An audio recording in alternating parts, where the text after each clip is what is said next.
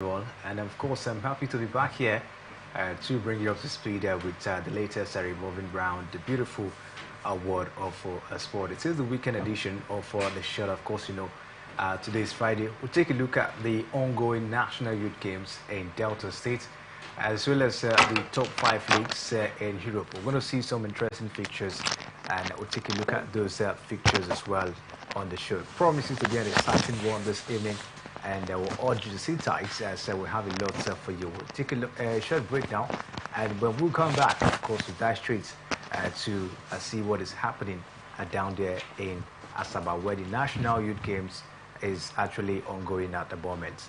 We'll be right back.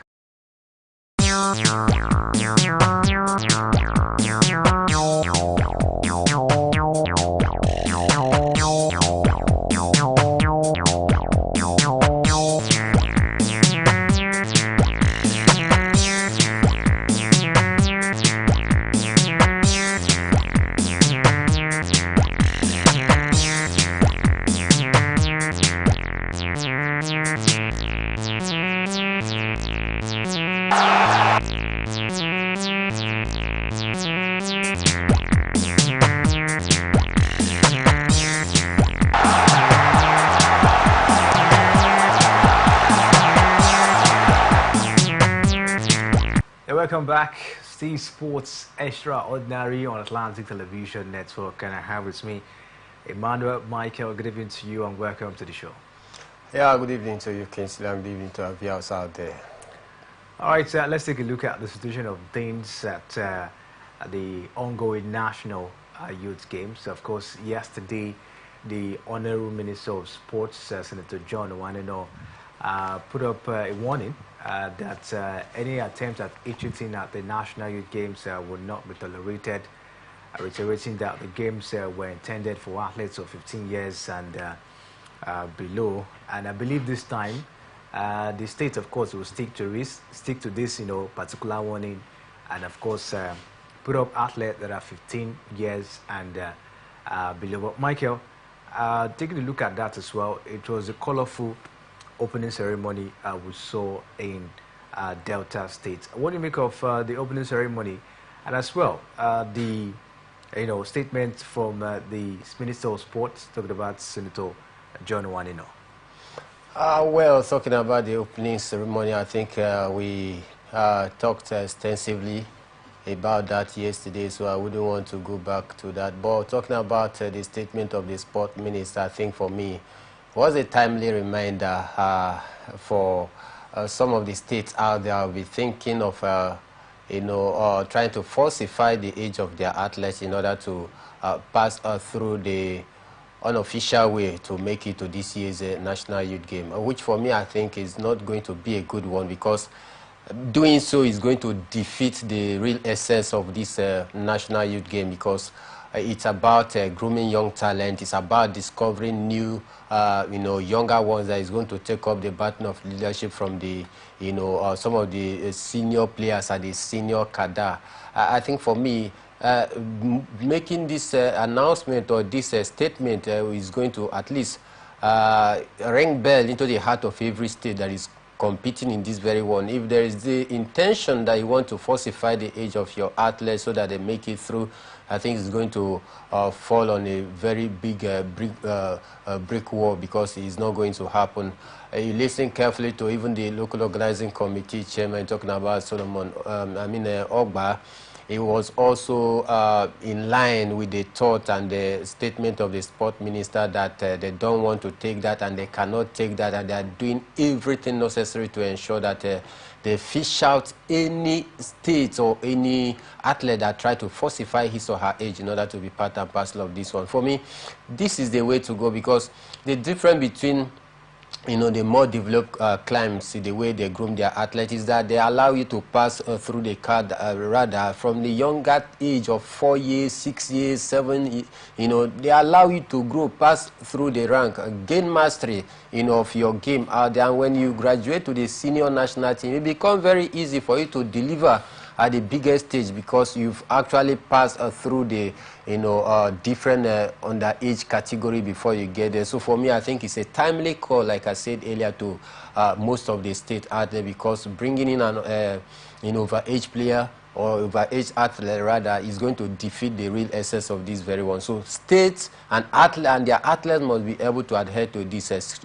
strictly in order to also attain the real essence of this very national youth game.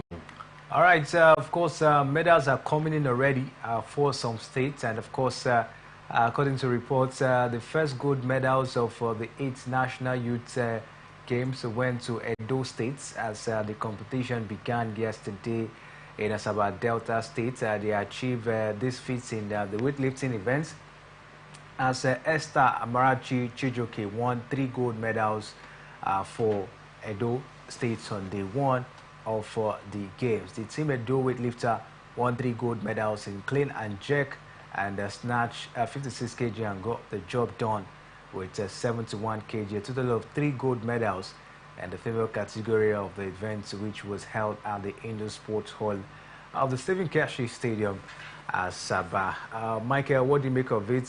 Edo State being the first state to get a gold medal in this edition of the National Youth Games. It's an impressive way for them to start. I think they've started on a good footing, but then we know that it is not who first won gold medal in such a championship that actually finish as the table topper in terms of the medal log. But then it gives the entire contingent or other athletes that is from the same state that morale, to also ensure that they continue to keep up with that pace of that positive start. It brings confidence into their camp there. So for those days, it's an impressive display from the younger athletes there. And for me, this should be one of the new talent that we intend to discover in this year's edition, because I tell you, it wasn't an easy one. The way she was able to pull out that surprise there. So for me, I think for Edo State, great start for them, but then there is still a long way for them to go. If they must also continue to hoping to top the medals log or finish within the podium, they must also continue to put their foot on the pedal in order to ensure that they finish positively, because we know traditionally Bayelsa State, Delta State, Lagos State, these are some of the states that you may want to say, yes, over the years they have what it takes to compete and vie for honor and make a podium finish. But for Edo State, it's a good start for them. But like I said, they must keep up to this pace if they truly want to finish within the podium. All right, so still talking about states racking up medals in the ongoing National Youth Game. Scholastical Takumbo has hit the ground running after she won 3 silver medals in the weightlifting event for Benue State on the opening day of the 8th National Youth Games in Sabah. The young athletes achieved the feats in snatch and jerk and total event categories to set the ball rolling for our teammates in the cadet games. The Benue State Director of Sport, Dr. Philip Hugo, expressed over the performance of the teenage athletes and said it was a testament to her determination and resilience even at a tender age. Team Benue, with a contingent of 102 athletes and 61 officials taking part in 18 events at the game. So another states down there putting up some impressive moves. So Michael, take a look at some states putting up something huge this time around. I don't know what you make of it dominating in this competition. And do you see other states, of course, putting up that challenge, maybe to take away the championship from Delta States? They need to show working. If they want to, muscle it away from the hand of Delta State, they need to show working. They need to, show that sign. It's not just about wishing or hoping that you want to topple, Edo State, Bayelsa State or even Delta State. It's about you showing what you can do. And of course, there's nothing stopping you from, going for more.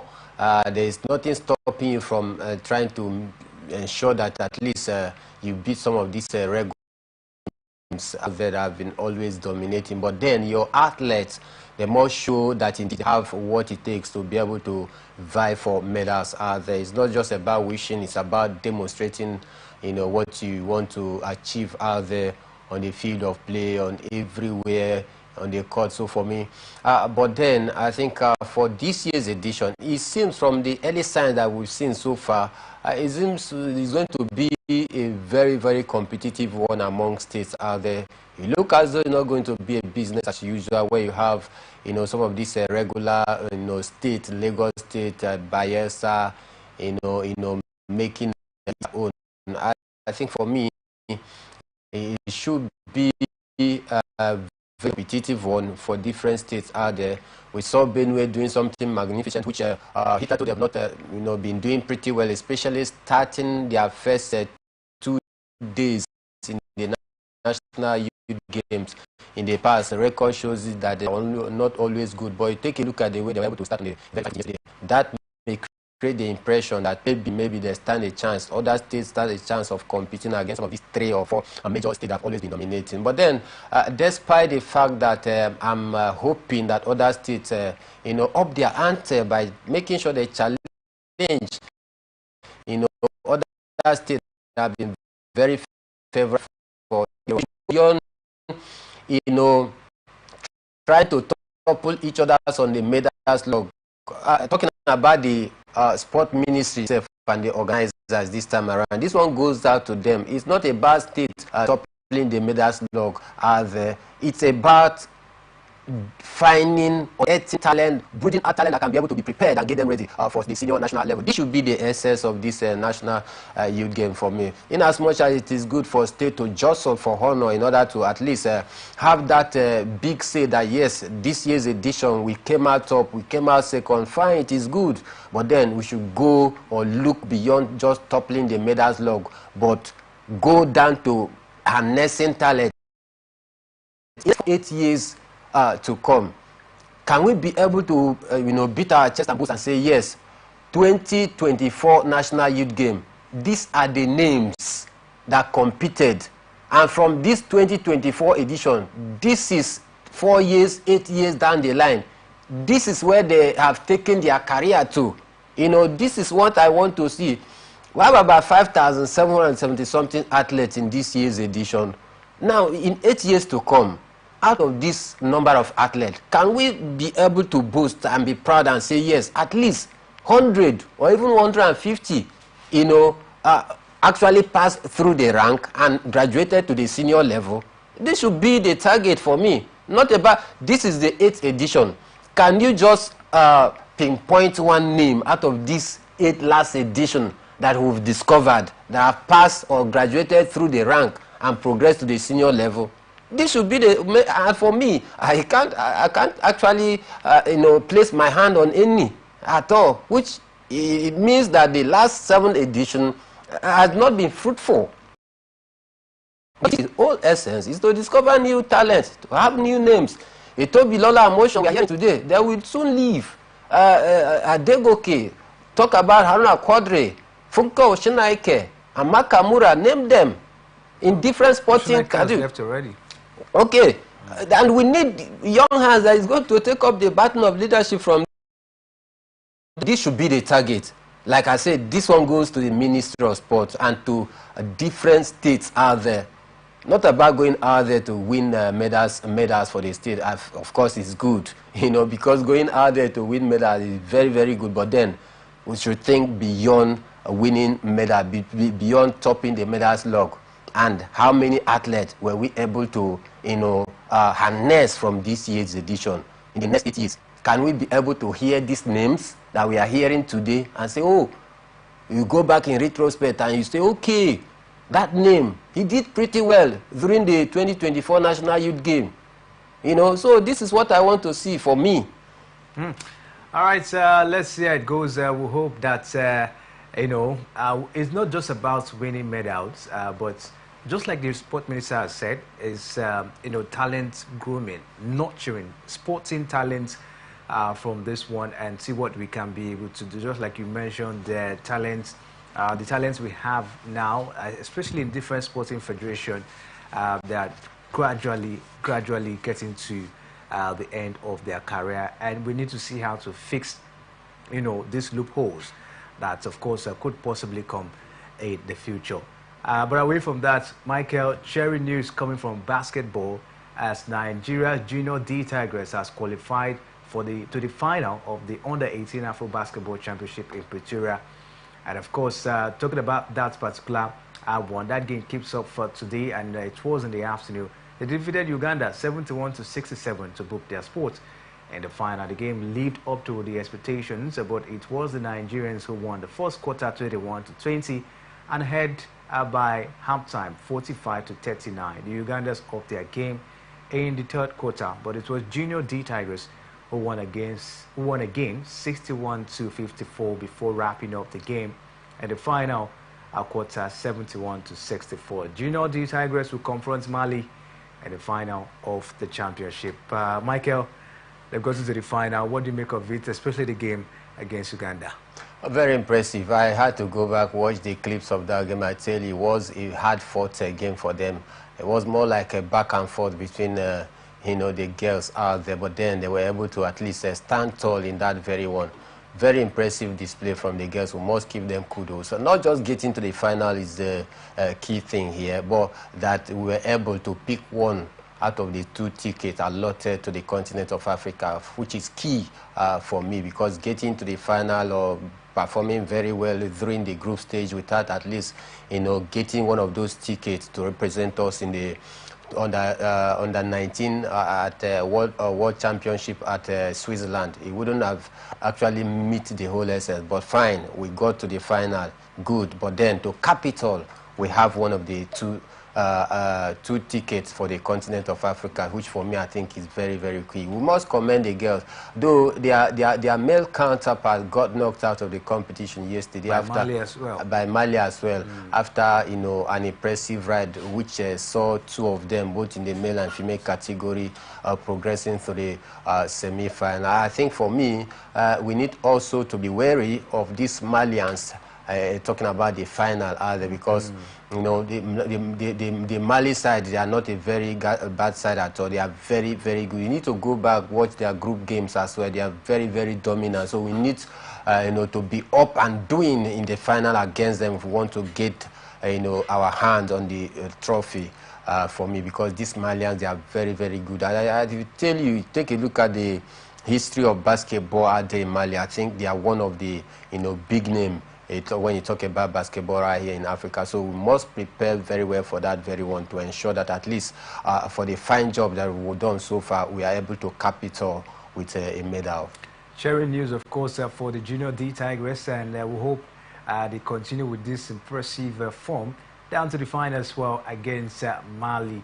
I hope to see them getting this one done. And so unfortunate for the male side, they were beaten by Mali in the quarterfinal stage of the competition. Michael, will you attribute all that they went through for especially the male team to have been the reason why they were eliminated, of course, by Mali? You understand they had issues, visa delay at some points. They didn't settle down properly down there in South Africa. You think all of that really affected the male than the girls? Or the For me, I don't want to start looking for excuses on their behalf as it is, but then in as much as we are aware about the challenges they had to pass through before they jetted out to Pretoria, where the South African embassy right here in Abuja were very adamant of processing their visa as at when due. In fact, they had to arrive at their venue for their first game an hour before such major championship, and not just playing any team, they were up against the defending champion. You see how difficult that could be. The pressure and the stress of not settling down, getting to face the defending champion in such a big stage, for these underage players, it could prove very difficult. But then we lost the first game, had to do well, won the next 2 games to progress through. By then, we would have said, okay, I think the challenges of not getting visa on time, they might have been able to, dealt with that because of those two victories. So they have cleared their head of those distractions. So I do not want to start excuses for them. But then, if you also want to take a look at it in the other way, talk about the female team as well. In their quarterfinal game, almost 9 out of the 12 players, they got contaminated with flu. At some point, it looked as though we were going to have a walkover against them in that way. But then, they still were able to manage, with the Niger never give up spirit in the camp. They still manage and also pull through. So I wouldn't want to use that as an excuse, like I said. But then, it is a game. It either go in your favor or against you. But then, I think they've been able to do, enough for themselves. Just that their effort weren't good enough to see them progress further. Away from basketball this evening, match day 2 of the Nigerian Premier Football League is upon us this weekend. And Michael will be seeing Rivers United playing at their Doke Mesimaka Stadium, popularly known as the Slaughter Ground. And this time, they will be hosting Heartland FC. Heartland, they have a very good time in the first encounter. Do you see Rivers United slaughtering them further this weekend? For me, I think Emmanuel Amunike is a big name. It could be very difficult for the knife of, Rivers United to slaughter them, because sometimes when, a knife sees a very thick meat out there, it could prove very difficult to slaughter, especially a meat that has a lot of bones in it. The bones here being that Heartland, they are a wounded lion as it is right now, having lost their last game against the People's Elephant. Talking about Enyimba, they will be gearing to go this time around, and especially for a man that got employed new, you want to show what he can be able to do and prove a point to the governor of the state out there, who has given him his word out there that this time around, everything that he needs, he should report directly to him. So for such a man, I think he want to also change the narrative in the last game, which they lost against their bitter rival. Coming down to Rivers United. Rivers United, they have been very shaky since the last season. So I think Rivers United, they need to do a lot. They need to put up a very top-notch display if they truly want to, take all 3 points against a wounded Heartland who went to relegation last season. We'll be hoping as well this season to at least make something different so that they will stay afloat in the Nigerian Premier. It promises to be an exciting one, Kingsley. So I'm not directly giving it to Rivers United. I'm either seeing a draw in that very one. All right, so let's see how it goes. Remo Stars will be in action against Sunshine Stars, and Aqua United will lock on against Abia Warriors. Baba Ganaro, of course, the man at the helm of affairs, trying to steady the ship down there in Uyo. Talking about Aqua United. Well, this weekend, we'll also see Bayelsa United welcoming Kano Pillars, and of course, that promises to be an exciting one. Katsina United also lock on against Bender Insurance. I will see Niger Tornadoes against Nasarawa United. Shooting Stars will be Nation against Plateau United. Those are the fixtures, of course, we'll be expecting this weekend in the Nigerian Premier Football League. Economic Warriors, they were supposed to be in action this weekend against Kwara United, but that game, of course, has been postponed due to the flood issues down there in Medu. Agree. We'll take a look at the MPFL this weekend. Of course, when we'll make a return on the weekend version. On this weekend version, yes, that's tomorrow, to bring you some of the actions as well. But we have to take a break now, and when we'll come back from the break, we'll bring you other issues revolving around the beautiful world of football. Stay with us. We'll be right back.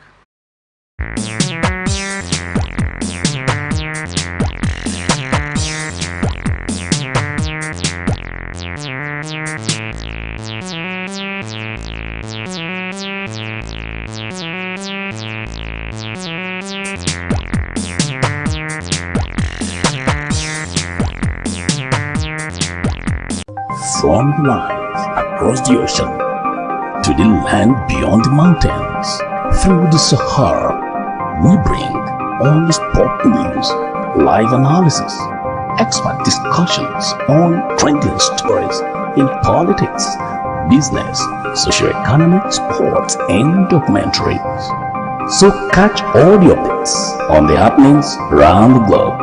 Stay focused on the fact today, only on ATN.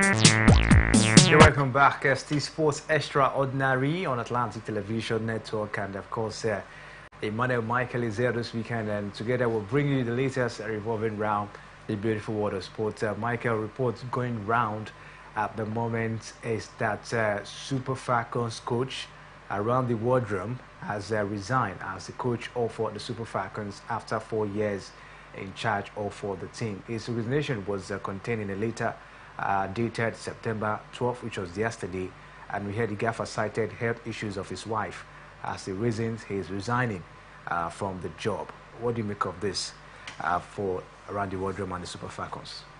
I think it's a very tough one as it is right now, because for Randy Wardrum, a coach that actually was able, or he's been able to galvanize the team and bring back some sort of tranquility within the team, brought back that synergy, the unity of purpose in the team is, for me, the key. We saw how he was able to take the Super Falcons to the last World Cup, and we did pretty well out there.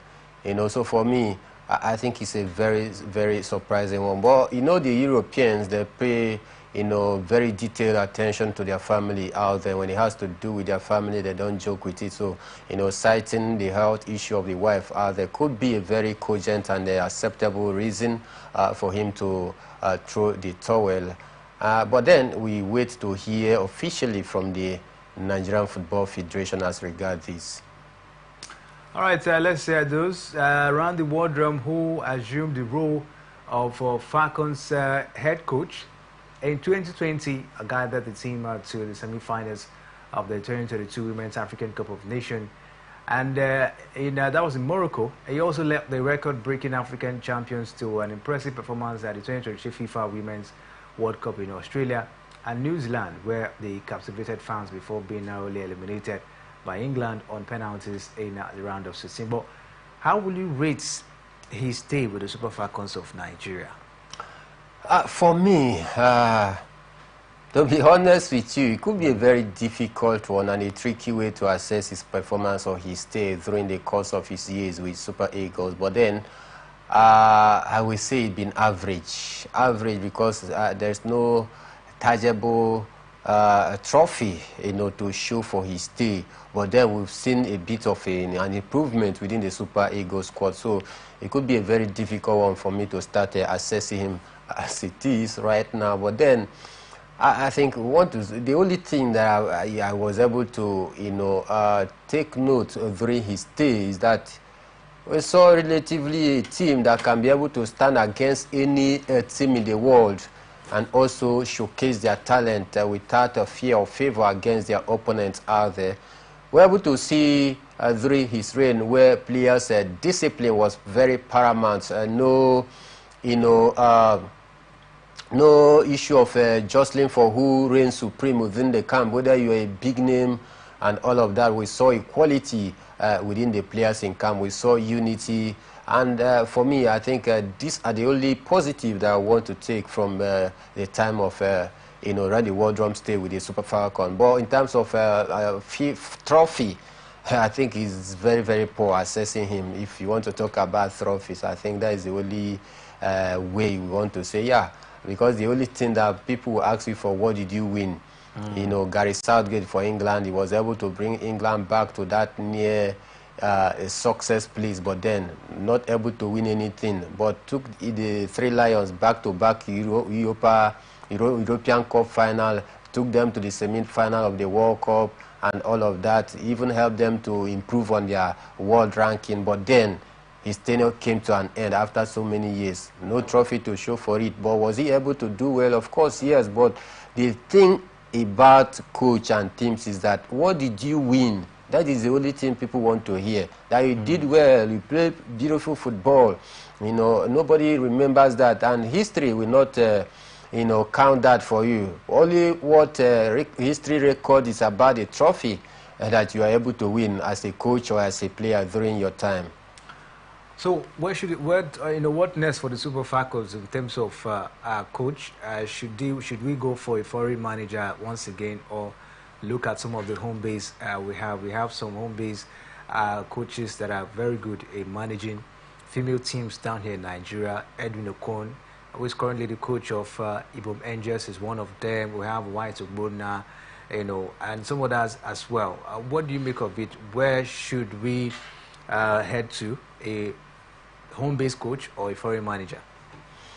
I think for me, that discourse right now should have been better kept for few weeks to come, because it is too early call to make as it is right now. We never know if not there again. We never know whether the Wardrobe might change his mind because we've seen what Bruno Labbadia did.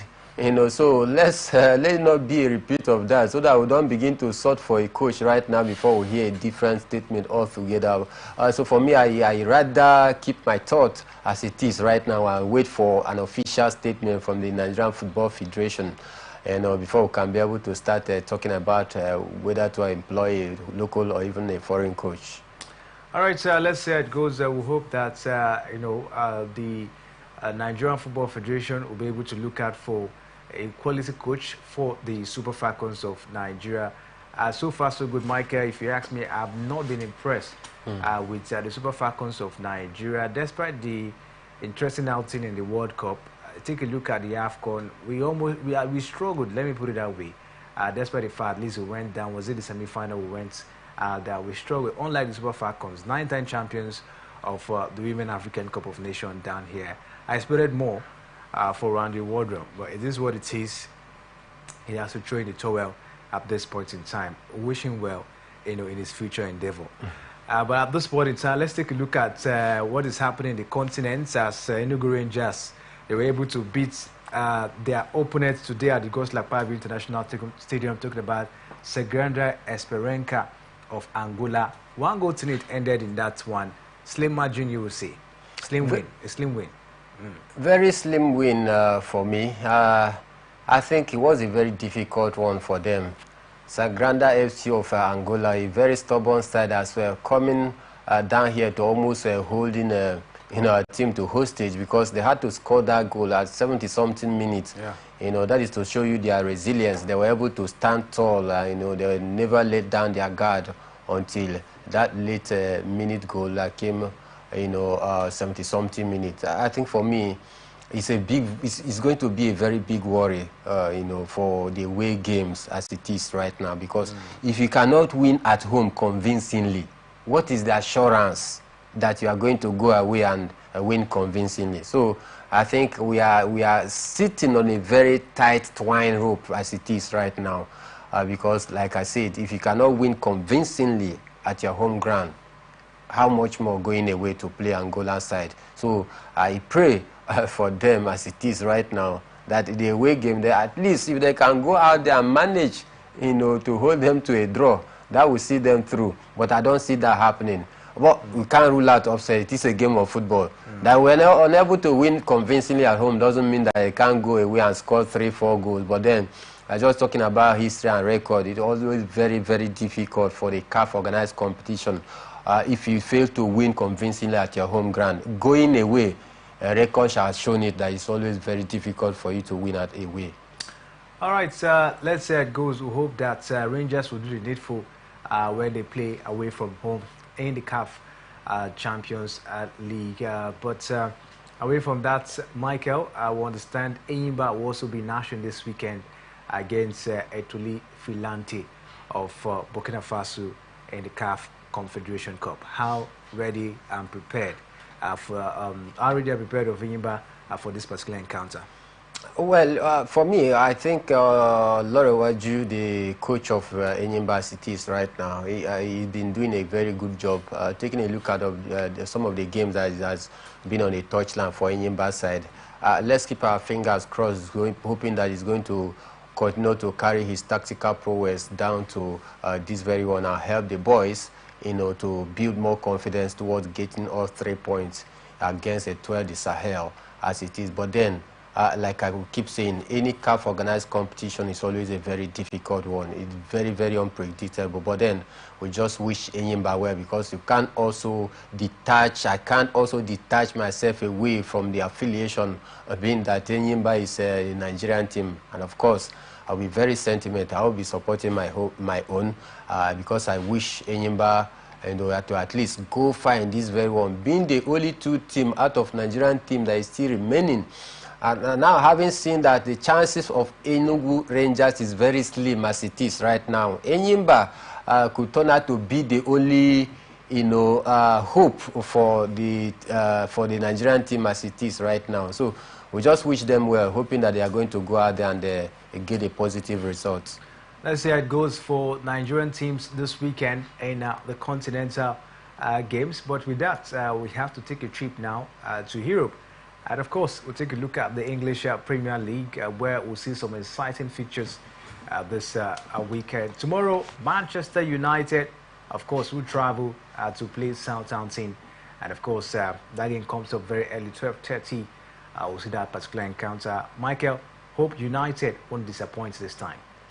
I'm also hoping that is it Southampton don't end up harming Manchester United because as it is, Manchester United 3 games played so far have not been very, very convincing. Losing 2 out of those 3 games, I think you saw the criticism coming from their ex-player talking about Cristiano Ronaldo.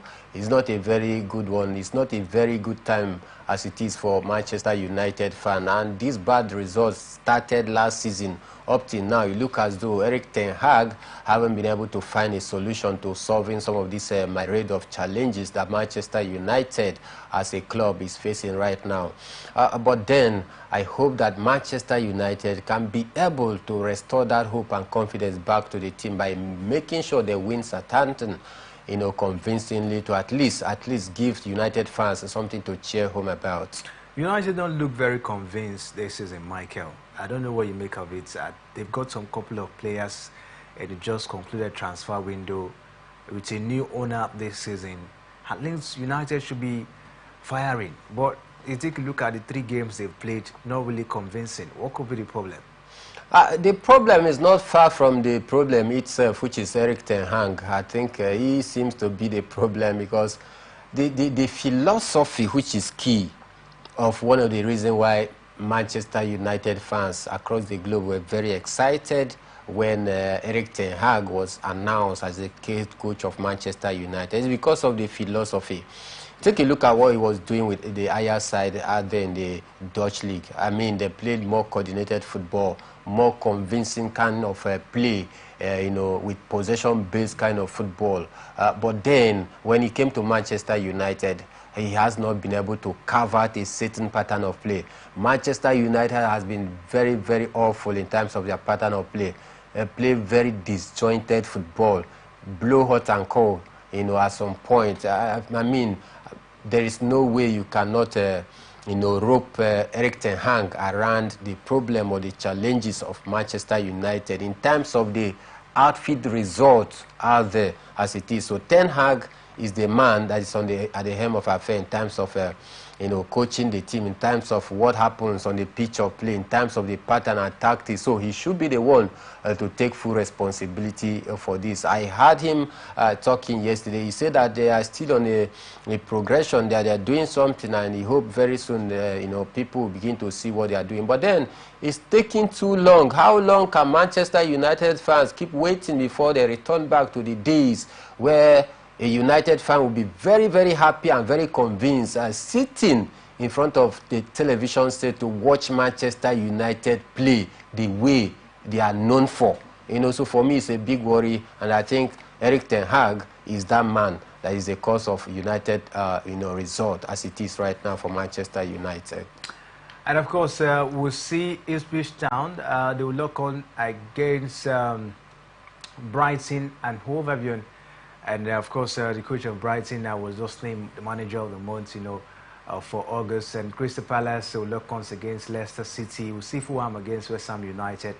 Liverpool, they've gotten an impressive run in the last 3 games under the new manager and Slots. I don't know what you make of Slots, of course, what he's been able to do in the last 3 games for Liverpool. Is it that the man, of course, came to meet a team that has a very good foundation already, and what he has to do was just to at least put in blocks and roof the house? Definitely, you can't take that away from the Liverpool team. I came and met a couple of players that are very intact, and there was no need of signing much players so that they don't bring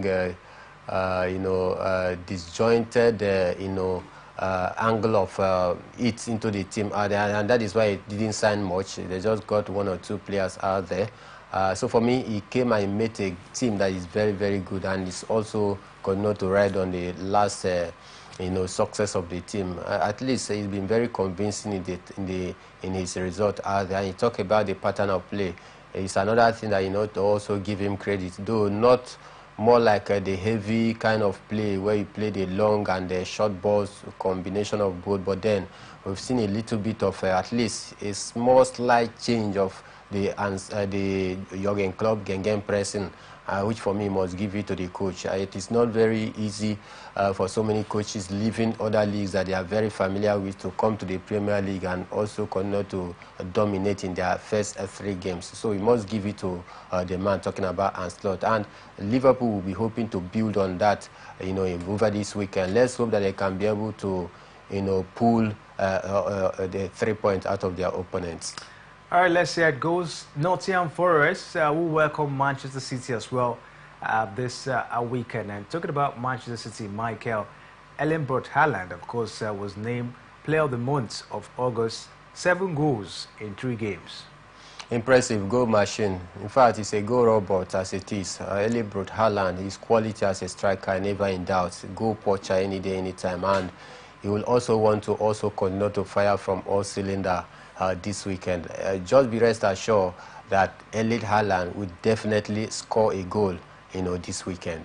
Manchester City against Brentford will see this weekend, and also Everton will lock on. Aston Villa will lock on against Everton. Bournemouth against Chelsea as well this weekend. But Michael, there seems to be a little bit of trouble of ownership at Chelsea Football Club. You think the players will be at ease in playing this weekend? I think that will not affect the players' performance on the pitch of play out there. While they are trying to solve the issue of, that of the camera, I think it won't actually affect the players. I think the new coach, talking about Enzo Maresca, want to continue to build, something for Chelsea. I think, like I said, that is not going to affect their on-field performance at all. And we hear from statistics from, different reliable data. I've given the Todd Bowley about 73.4%, upper hand to assume the total control of the team as it is right now. So with that, I don't think it's going to affect the team's performance. Tottenham Hotspur will welcome Arsenal this time. London derby, of course, you will see. What do you make of this one? Michael, Tottenham Hotspur against Tottenham Hotspur against Arsenal this weekend. Where do you see this one, going down? Because Arsenal, we hear a lot of injury worries for them, but Tottenham seems to be a little bit in touch ahead of this encounter, despite not having a very impressive start this season. I think this game, so many persons out there, so many pundits are thinking it's going to be a very difficult game for Arsenal. But for me, I still see Arsenal, having a roller coaster ride in that game, despite the absence of 2 or 3 of their key players. Talking about Martin Odegaard, who got injured for his national team, match. Talking about Norway, Calafiori, is not yet a mainstay for Arsenal. They just bought him this season. He hasn't shown the quality that he's made up of. But you talk about another of their engine room, Declan Rice, who got suspended in their last game because of that red card that he procured, is going to be out. And these 2 players are very key for the Arsenal team. Talking about Declan Rice and Martin Odegaard, they are going to be out for this very one. But then, trust Mikel Arteta to be able to put up some tactical masterclass in order to have the beta of Ange Postecoglou as it is. He wants to impress Frank Kroenke, the owner of Arsenal, having penned down 3-year deal, yesterday, that will see him stay at the North London for another 3 years. So he wants to impress the Arsenal fans as well, and also impress the owner. So I believe he's going to find a way to block some of these loopholes in the area of Martin Odegaard, Declan Rice. Don't forget, Sterling could be another makeshift for Bukayo Saka in the right wing, while Bukayo Saka might just drop in the middle to try and see if he can be able to do those one or two take on in the midfield and lay the final. So trust Mikel Arteta in this very one. And for me, honestly speaking, I'm seeing Arsenal making it a light work over Tottenham come this weekend. All right, let's see how it goes. Keep our fingers crossed. But Wolverhampton Wanderers will also lock ons against Newcastle this weekend. And the Spanish La Liga will see Real Betis against Leganés today. Real Mallorca will lock ons against Villarreal, and Espanyol against Alaves. Sevilla will lock ons against Getafe. Real Sociedad against Real Madrid. Celta Vigo against Real Valladolid. Girona, Barcelona, and also see Las Palmas against Athletic Bilbao. Atletico Madrid against Valencia. I tell you, Michael, one game I really want to put my eyes on is the game between Girona and Barcelona. What do you make of it? Barca having a very impressive start under the new manager. How do you see this game panning out? It's going to be a punishment for Girona, because Barca will certainly punish Girona for their sins last season. Their sins being that they defeated Barcelona home and away convincingly last season when they were vying for the title. Hansi Flick is a new man. He's the new sheriff in town this time around. And for me, he's one of the coaches that have actually proven that they indeed have what it takes to be able to use young talent and achieve a positive result. Having played 4 games, winning all 4, 12 points as it is, sitting comfortably on the top on the La Liga table right now, with Madrid left to chase, them behind the back. I'm seeing Hansi Flick with his boys out there going to get all 3 points convincingly against Girona, because what happened last season against Girona, I don't think it will repeat itself this time around. So Barcelona is going to have their own pound of flesh against Girona this weekend. All right, let's see how that one, of course, will go down. But away from that, in the Italian Serie A, we'll see Como against Bologna, Empoli against Juventus, AC Milan against Venezia, and we'll see Genoa lock ons against AS Roma, Atalanta will lock ons against Fiorentina, Torino against Lecce, Cagliari against Napoli, we'll see Monza against Inter Milan as well. Parma will lock ons against Udinese, Lazio will be dashing against Verona. Away from the Serie A, let's see what will happen in Ligue 1 this weekend. As I said, Antony will lock ons against Lille tonight, and we'll see Marseille against Nice tomorrow, Oza against Monaco, Paris Saint-Germain will lock ons against Brest, and also see Montpellier against Nets, Reims against Strasbourg, Reims Olokon's Ernest Ulocos against Reims. I'll see Strasbourg against Angers. Toulouse against Le Havre. I'll see Lens against Lyon as well. In the German Bundesliga, we'll see Borussia Dortmund against Heidenheim tonight. But tomorrow we'll see Hoffenheim against Bayer Leverkusen. Borussia Mönchengladbach will lock on against Stuttgart, and we'll see RB Leipzig against Union Berlin, and Freiburg against Bochum, Wolfsburg against Eintracht Frankfurt, Holstein Kiel against Bayern Munich, and we'll see Augsburg against St. Pauli, and Mainz against Werder Bremen. Those are the fixtures, of course, we'll be expecting this weekend in the top 5 leagues. It promises to be an exciting weekend. Let's see how this matches, of course, will unfold at the end of the day. But it's time for we to call it a wrap on the show this evening, and we can go without tell you that the J Tigress, that's the Junior D Tigress, they are a sport extraordinaire on today's edition of the show for getting to the final of the FIBA Under-18 Afro Basketball Championship. Michael, what do you make of the feats for the Junior D Tigress? Deserving.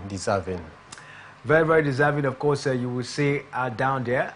We'll call it a wrap at this point. Tomorrow we'll be back by 7 a.m. for another exciting edition of Sports Personality Show down here on Atlantic Television Network. I know you can't afford to miss that particular one. You can go down to different social media handles: Facebook, Instagram, YouTube, and as well other social media handles down there. You can find us.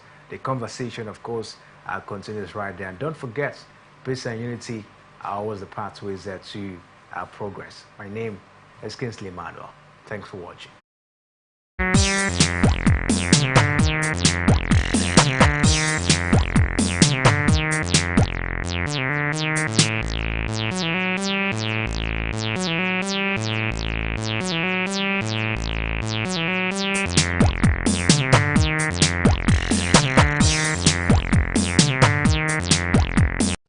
From life across the ocean to the land beyond the mountains, through the Sahara, we bring all the sport news, live analysis, expert discussion.